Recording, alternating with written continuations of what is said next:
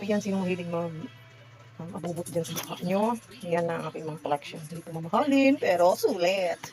Yung lipstick natin. Ito, mga bagong lipstick. Eyeliner. Hindi ko pa nabubuksan yung isa. So, bago pa. And then, eyeliner tuloy. Ito sa ano to? Eyebrows. Huh? Ano ito? Isa sa kilay. Ay, pilit mata. Yun na yun. Kasi ito yung ating pangkilay, no? Brown. Isa dark brown to, isa. Ayan, may brush tayo dyan. Ito, kabibili ko lang ito kahapon. Brown and black, syempre. Kasi ito na lang, matitira. Kasi ito, hindi ko pa nagagamit na masyado. Ayan. Sa kilay din yan. Kasi ito, akala mo lipstick, no? Hindi, brush po yan. Brush sa mukha.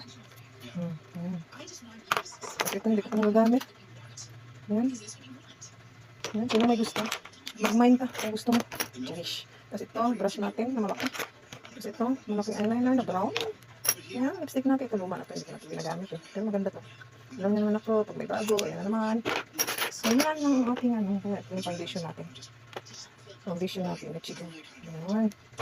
Ayan, ito yung pinaka, pinano ko.